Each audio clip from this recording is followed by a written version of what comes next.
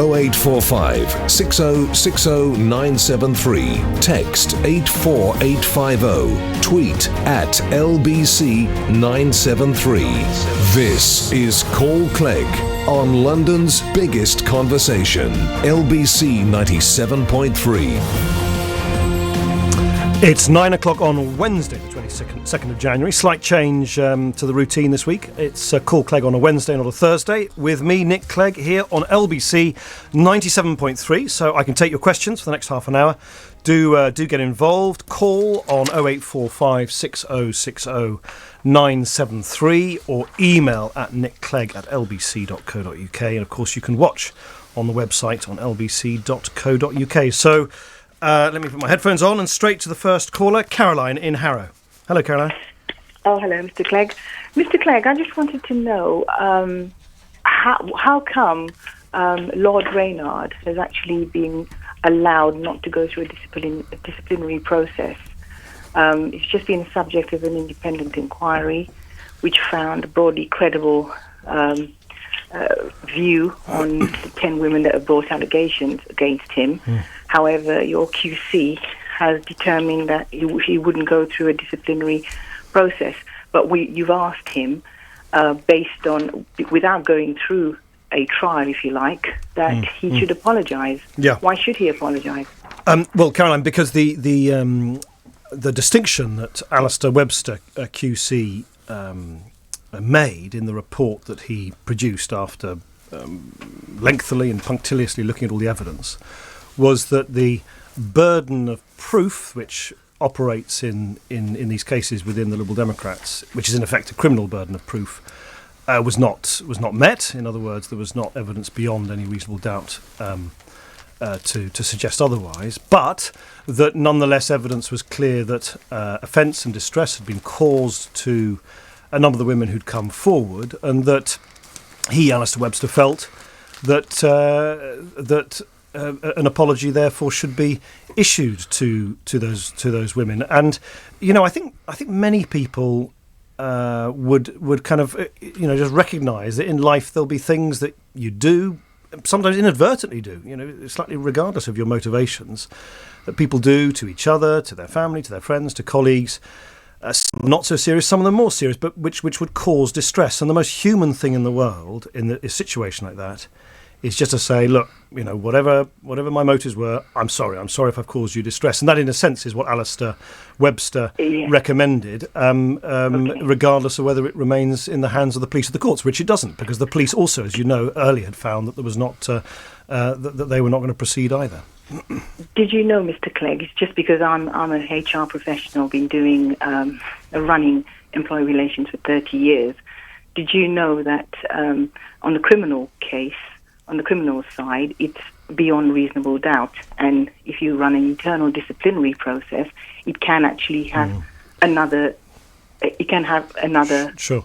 outcome, and that was open to you. No, it wasn't. No, it wasn't, Caroline. Just since you do know about these things, it's actually quite an important, but if rather kind of detailed point, which is that the rules as established within the Liberal Democrats, set many years ago, actually sets the criminal burden of proof in these cases. Now, I so happen to agree with the implication of your question, which is we probably need to revisit whether that is the right burden of proof to use, formally speaking, in these disciplinary formal procedures, and that's why the president of the party, Tim Farron, will be doing that. So, in other words, the kind of hurdle of proof that you need to meet is, you're quite right in saying, is higher than it would be actually in many other internal disciplinary procedures. That is the way it is in the Liberal Democrats. I, as leader of the party, am not going to sort of from one day to the next suddenly, change the burden of proof. But it does, I agree with you, need to be looked at in the round and hopefully in a sort of calmer way in the months ahead. Quick last point from you, Caroline. Lots of people want to get involved. Quick final point.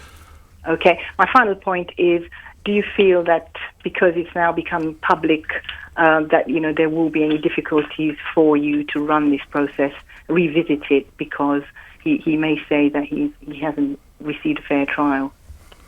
Well, as I say, it's not a trial. There's a separate thing, which is that because Lord Rennard and his legal advisors made it very clear that they didn't feel that they were going to respond positively or accept Alistair Webster's recommendations, and he didn't apologise. A number of people came forward separately and said that they felt that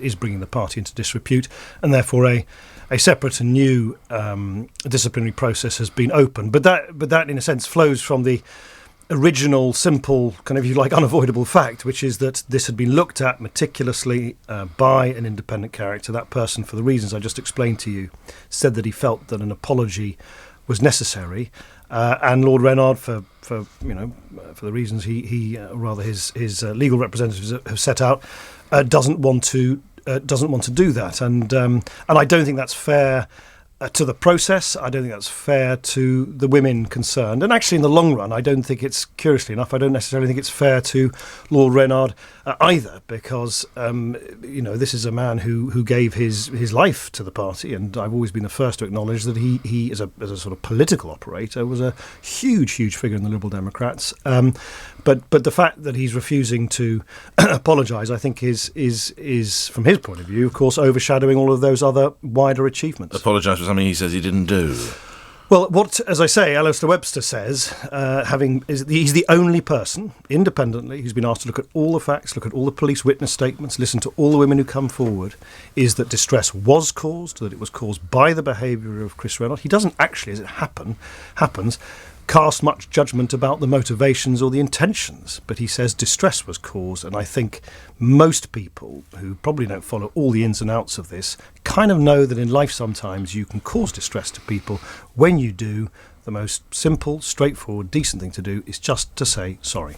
We spoke yesterday with Susan Gashak, who of course claims that Lord Rennard harassed her back in 2007. He denies that. Susan Gashak had this message for you, Mr. Clegg. Keep being strong and keep standing up for women, because the Liberal Democrats can't afford to lose any more women voters.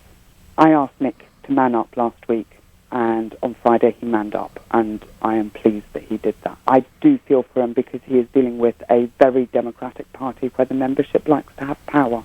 But she had this warning for you, Deputy Prime Minister.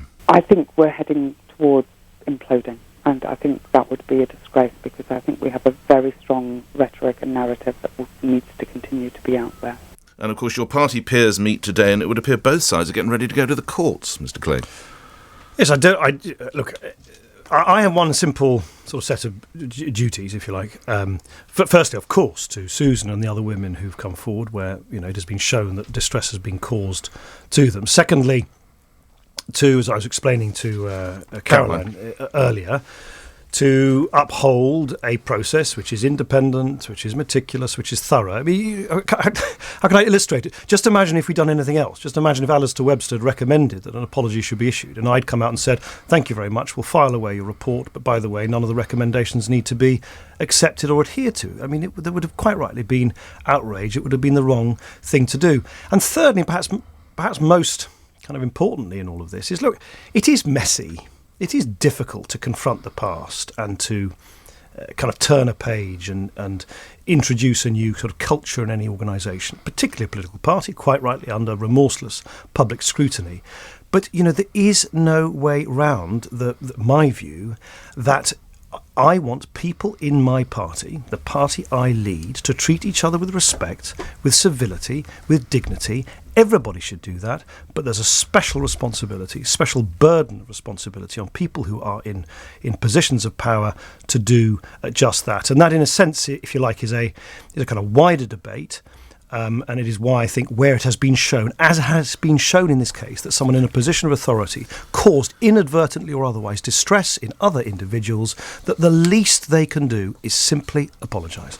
We have more calls. Let's go. Zin is it Zin in Putney?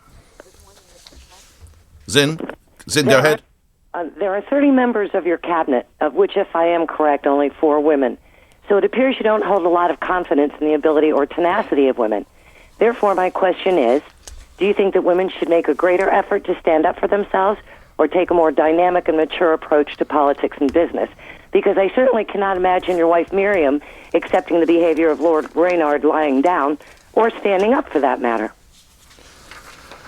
I think there's a much wider problem about the political class and Westminster not being representative of modern Britain. And by the way, I'm not saying this in any sort of pious way. That's most certainly true of my own party, which is not reflective, if you look at our parliamentary party in the House of Commons, of the diversity, not just on gender but on ethnicity as well, of modern Britain. Now, look, I think there are many reasons for that. I think one of the reasons, but it's only one of the reasons, and it's no excuse, is that I think the way in which politics is conducted, this endless macho kind of to and fro across the House of Commons. Do you know, it's not only off-putting to women, it's actually quite off-putting to a lot of normal people who just cannot believe that in this day and age we've got this kind of 19th century institution which people just yell. We'll see it, by the way, later today, no doubt, at Prime Minister's questions. So and then there's the whole issue about how people get selected for parties, local parties and constituencies, the many years of often tireless and thankless campaigning they need to do before they even get a chance of getting elected. All of that is extremely discouraging to people who might be kind of face normal. Well, normal is one word, but also Zin's point is that people who kind of look at it and say, look, I just don't feel kind of comfortable there because I can't recognise people in that great scrum that I can relate to, and that's a problem. So look, I can only tell you, Zin, what I'm doing in my party is that we're spending a huge amount of time and indeed money on supporting candidates, not just women, but candidates with disabilities, candidates from black, minority, ethnic communities who are underrepresented in the Liberal Democrats, and mentoring them, sponsoring them. Mr. Clegg. When I think of your party, Nick Clegg, Tim Farron, Danny Alexander, Vince Cable, Simon Hughes, one of them all fellas. There's not a single. Well, hang on. There's Jenny Willett, there's Joe Swinson, there's Susan Kramer. The whole, there's Lynn Featherstone. All of those people I just mentioned are ministers, are women ministers, and they're all, by the way, absolutely brilliant. All right. Okay. Just on the point that Zin made, it is reported that it was in fact your wife Miriam who helped shape your decision to take on Lord Rennard after being left furious by the Liberal Democrats' peers' failure to apologise. How much did your wife influence your stance here? It is such a total and utter... I'm really chuckling. I have read so much garbage over the last several days about what I think, what my motives are, what I've done here, what I've done there. And now suddenly claims are being made about conversations which, if they took place, would take place probably in the privacy of the Clegg kitchen. I am simply not. It's total garbage. It's a complete work of fiction. You must have discussed it with your wife. Do you know what, Nick? You and I know each other well, but even with you in the intimacy of this radio studio, I'm not going to start discussing conversations that Miriam and I have with each other. I'm just not going to drag Miriam into this, and it is unfair. But it's garbage. This report. It is complete garbage. Okay. It is just totally untrue. But what I would say, the Daily Telegraph or anybody else, is, look, you can make up stuff about me, as indeed people do day in, day out. Have a go at me, but just don't drag Miriam into it. Don't drag politicians' families into it. That's just not on. Michael in Camden. Yeah, hi, Nick. Hello, Michael. Nick, recently you've highlighted the problems of mental health issues amongst young people. And I've essentially got two questions for you, because the way that I see it, and I've got a lot of experience of this, having grown up with it, firstly with my mother, and now having to deal with it with my 21-year-old daughter, is that we've obviously got the cause and some hope of trying to find a cure. Now, what I would put to you is it any wonder there is a huge increase in mental health issues for young people when they face no job prospects, or a minimum wage of £3.72 an hour for 16, 17-year-olds, or £2.68 an hour for apprentices, something I personally was paying more as an employer some 30 years ago. They've got no chance of owning a home or even renting housing, no chance of affording to drive a car, and with all of that, little chance of looking forward to having a family of their own. So with that in mind, is it any wonder mental health issues are on the increase for young people, and what is the government going to do about it? So that's my first question. Yeah, sure. Well, there's a... We might have to limit you to one, Michael, unless it's a very brief caveat, and then we'll get Mr. Clegg. There's a very brief... If you can keep it, because so many people want to speak to Mr. Clegg. Okay, I'll just tell you the second part, because obviously we're then trying to remedy this. The current attempt at curing this is largely addressed by doctors prescribing copious amounts of masking drugs like Valium, etc. So why not get every clinic in the country to have some kind of mental health specialist assigned to them on standby, ready to deal with not just young people, but anyone that's in that situation. Michael, I'm going to get the Deputy Prime Minister in now. Michael, you've actually thrown a lot of really important issues. Let me just try and tackle some of them. Firstly, you'll know this, but it's just worth just reminding listeners that one of the things that I announced on Monday that we're seeking to remedy is this. It's actually almost a form of institutionalised cruelty, the way that if you turn 18, if you're a child with mental health problems, I won't, by the way, ask about a 21-year-old daughter whether she went through this, but I'm sure you are familiar with this. If you're a young child with mental health problems, and remember, about 1 in 10 children now between the ages of 5 and 16 are estimated to have a diagnosed mental health issue at some point or another. About 50% of adults with mental health problems have had those mental health problems start before they were the age of 14. And what happens in the present system is that a child might be given good care, good help, develop important relationships with people who are giving them support and treatment in the children's mental health system. And then the moment they have their 18th birthday, all of that falls away. And they're suddenly having to deal with other people in different institutions, travel to different hospitals or clinics. And I last week spoke to a number of incredibly articulate, bright, young people who'd been through this. And some of them said that, the feeling of isolation and rejection they felt exactly at the time when they needed more rather than less support was devastating to them. And that's why I'm changing that. And by the way, I'm crucially also seeking to change what you said, which is this over-reliance on GPs and others simply dishing out medication, pills, tablets at the first sort of sign that something is amiss. Actually, a lot of the evidence is, as you know, that talking therapies, where you literally, as the name implies, you are talking to someone with the problems to try and help them out of them, can be far, far more effective and provide a much more sustainable solution. That's why we've provided £400 million to expand the availability of talking therapies, and over the next few years, a number of therapies, again, we've provided extra money for this, will be made available to all children in children's mental health services across the country. On your wider point about the anxieties, the stress, the insecurities of modern life for many young people, of course I accept the big decisions you need to take at a vulnerable, often anxious age, if I can put it that way, about what job you might do, what study you might pursue, how you're going to get your feet on the first rung of the property ladder. All of that I acknowledge, and I can go into some of the detail, but all I would say is we cannot provide opportunity to our young people without a strong, growing economy. There is no magic wand in Whitehall that can act as a surrogate for a stronger economy. And that's why, yes, I know many of the things we've done over the last few years have been difficult, controversial, and in some cases downright unpopular. But the fact that we're now seeing, for instance, this week, the IMF saying that our economy will grow faster than any other European economy. The fact we'll hear later this morning, actually in a few minutes' time, new unemployment figures. So far, at least, youth unemployment, it's still too high, but it is starting to come down. All of that, I hope, points towards a brighter future for youngsters looking for work in our economy. Michael, thank you for that. Can I just feed in some email questions that are coming in? You won't be surprised, Mr. Clegg, that they are, I'm afraid, coming back to the Lord Rennard story. Sure. This from John. I can't understand why the report on Rennard has not been released to him or even made public. How on earth can these complaints not meet the standard of proof required? Why won't the Lib Dems show the report? Why won't the Lib Dems show Lord Rennard the report? Well, it's worth remembering, of course, that the allegations made against him, all of them, of course, have been provided to him or his lawyers already as part of the process. But the report hasn't, has it? Well, you can't give a report to one side in a dispute and not the other. That's sort of standard practice. So if you were then to, as I think John is suggesting, publish the report, you then have to have everybody. Well, you could give it to Lord Rennard, though, couldn't you? You can't. I don't think it'd be fair to give one, a report to one side of a dispute and not to another. Particularly when, in this case, and that's certainly the case under the rules within the Liberal Democrats, formal disciplinary sanctions have not been recommended. All that's been recommended is that an apology is issued. But as I said, his lawyers and himself, of course, have been given all the material about the allegations levelled at him. That is already the case. And I think.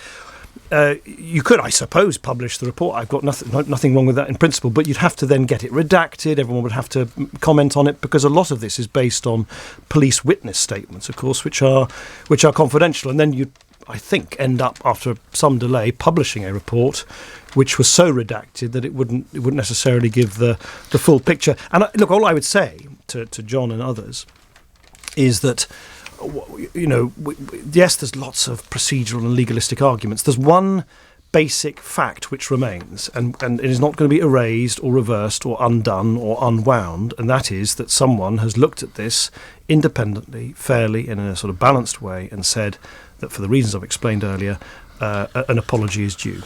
Graham Bushy, in a recent YouGov poll of the three main party leaders, you had the lowest approval rating. You're at -51. Is this down to your weakness with Lord Rennard, or down to something else? I'd probably have to ask Graham, to be honest. I'm not probably the best person placed to say. Look, firstly, it's a statement of the flamingly obvious. There are many more Conservative and Labour voters around if you put them together than there are Liberal Democrat voters. So I guess you top those up together, you're going to get a fair number of people say, "Oh, we're not very keen on Nick Clegg and his party." And of course, look, for all the wider reasons, which I suspect are not related to the present drama around Lord Rennard, the Liberal Democrats, we took this controversial decision, I think for the right reasons, to pull the country back from the economic brink back in 2010. Some people didn't like the fact that we went into coalition. I thought it was the right thing then. I think it's even more right now, because for every day that this coalition continues, the economy gets stronger. But it was an unpopular move amongst some Liberal Democrat supporters, and indeed some of the cuts and savings we've had to make. I mean, look, as it happens, I never came into politics to make cuts and savings, but for the reasons that you and I have discussed on this programme many, many times before, if your economy has suffered this massive heart attack and it just got smaller and is producing less money, you can't carry on pretending as if nothing's happened, and that's the long and the short of it. If people don't, of course some people don't like that. I accept that, but I will carry on doing what I've always done, which is patiently and firmly explain that I think what we've done is the only way that we can get to creating a stronger economy and building a fairer society too. Can I ask one question before Yes. we go back to the calls? No, just say it like that. No, I just think How helpful has the intervention of Lord Steele been by saying that the idea of expulsion or the threat of expulsion should be withdrawn?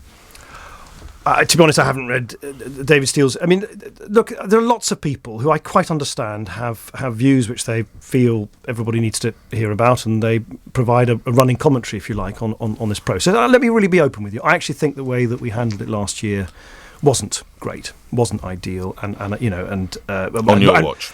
Yes, and more than that, actually much more seriously than that, looking much further back, it is quite clear that when the women were first caused this distress many, many years ago, I mean, and by the way, I think in many cases well before I was even actually an MP, the party did not react, the alarm bells didn't go off, and there weren't procedures, and that's why I have apologised to them in person and publicly. But it's reported you were made aware in 2008, I think. Well, look, we can go all of that. The Morrissey report, which we had another report for those who are interested in all the different reports, another report which looked into that and explained that the procedures were This has been around for the best part of 6 years. No, sure. Look, but not great leadership, is it, Mr. Clegg? Well, as I said, the party clearly did not respond in the right way in the past to this, and we have set that right. Neither did you, though. You keep saying the party. I mean, I think you need to say that you didn't respond. And I didn't. I take responsibility. I have apologised. I've never ducked that. I've never shirked from that. But as for this last week, where there's a constant running commentary. No, hang on. There's a constant running commentary. You do this, do that. As I said, there was only one decision. Only one judgment that I had to make.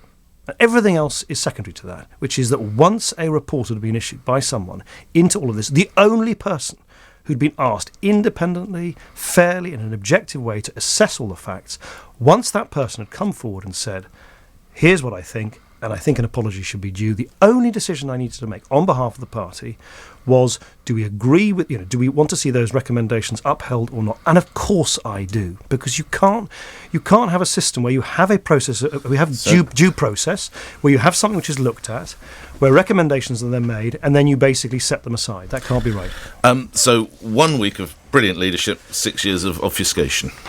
Well, I think you can characterise it any way you like. It's not the way I would. I'm just trying to explain fairly and openly about where I think the party has gone wrong, and yes, where leadership was not properly exercised in the past. As for the last week, because that is what I think, in response to your specific question about Lord Steele's comments, I think in the last week, as I say, if you just come back to it, last Wednesday, exactly a week ago, a report was published. Everything else flows from a simple decision.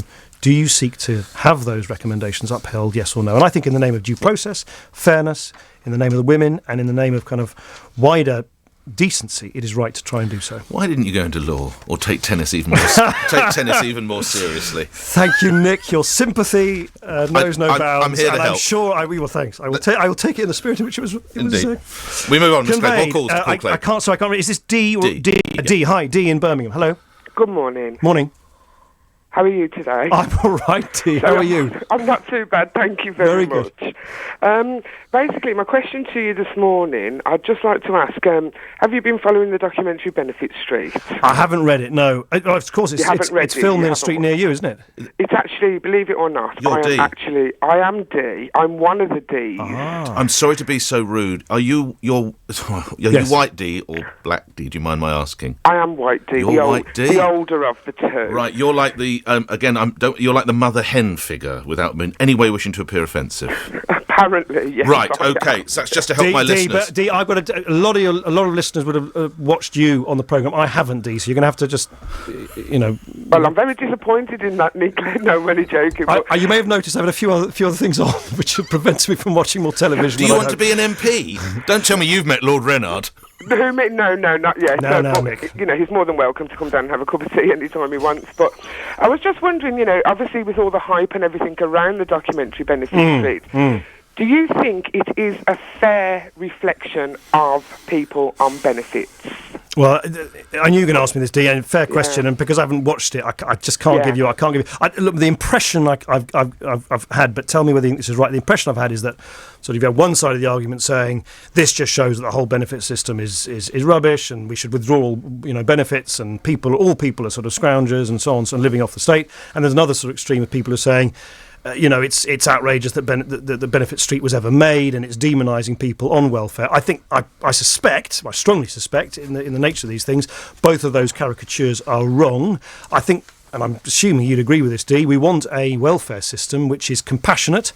It's something we should be proud of, that we have something where taxpayers put money into a pot which is then used to help people who are vulnerable, who need help with their daily lives, where they can't help themselves or need help to get back into work, but that receiving help from the generosity of others shouldn't be a kind of permanent way of life, and that the incentive to work is the most important one of all. And that's why, yes, controversial though it's been, I've actually been a big advocate in government of trying to change the welfare system and the tax system, so you keep more money if you start working, even just on a few hours, and you always feel better off working than being on benefits. Yeah. What's your own view, Dee? And how do you feel about the programme? Well, how do I feel about the programme? I think it's very cleverly edited, if I can just sort of get that one in. The programme, it's been a shock. There's no way did we ever think it would be this big or this controversial. It's Nick Ferrari here, Dee. What did when the producers arrived on James Turner Street, what did they tell you were going to be in? How did they describe the show? Basically, what they described the show as was community spirit. It's going to be a documentary based around community spirit, how even though some of us are on benefits... Well, 75% of you would appear to be on benefits. Is that, well, I don't know figures, okay. But basically how we do get on and we do help each other and how we're there for each other. And imagine the Deputy Prime Minister came to Benefit Street as it's now known. We would love him to come to Benefit Street. Tell him what he would see last week. We've only got a minute. Just tell him what he would see. Tell him what you would want to get across to him. He would see a very clean street. He would see people getting together, helping each other. People with money, not scrounging, not lying around. Children at school, so obviously he'd have to come, after school finishes.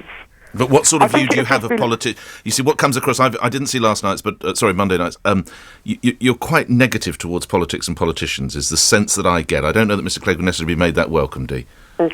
No, he would be very, very welcome, and I can't sort Thank of you, recall Dee. You stand up for me. You haven't Nick Ferrari's invited me. You haven't seen the show, Deputy Prime Minister. When you go, but I've heard enough from Dee. I'm very sort of into politics. I vote every year. Yeah. I discuss with people about why they should vote, because I do say that if you don't vote, why are you moaning about the situation? I'll tell you what, the only thing I would say is, and certainly, I certainly feel this as listening to you speak as sort of generously and in a very articulate way now, is I think there's a big debate to be had in the country about what kind of welfare state can we afford, how do we change benefits, how do we make sure. I think we need to be quite kind of hard-headed about that, but I do as a rule think we've got to avoid demonising whole groups of people, because I think that makes it more difficult actually to take the sensible, tough decisions about how we continue to reform welfare. And which way do you vote, lastly, Dee? Which way did I vote last? Yeah, last time. Labour, Lib Dem? Well, I did actually vote Labour because I was really annoyed when you went into a coalition with the Tories. But hey ho, do you know what I mean? You can win me back, Mr. Clegg. Oh, there's an invitation. There's an invitation. You can attempt to win me back. All right. Well, Dee, I'll tell you a good start. You can always listen to this programme and come back on it if you want. Would you like to go and see Dee? Well, by the sounds of it, I'd love to meet Dee. I'm not going to, on air, make promises I'm going to turn up on your street, Dee, but it's very good talking to you. Dee, thank you. We are there again. Thanks indeed, Mr. Clegg, for joining us here, of course. Nick Clegg, I think, returns to its usual berth next week, Thursday. Yep. Here on LBC 97.3. Nick Clegg, thank you for your time. Where news is next.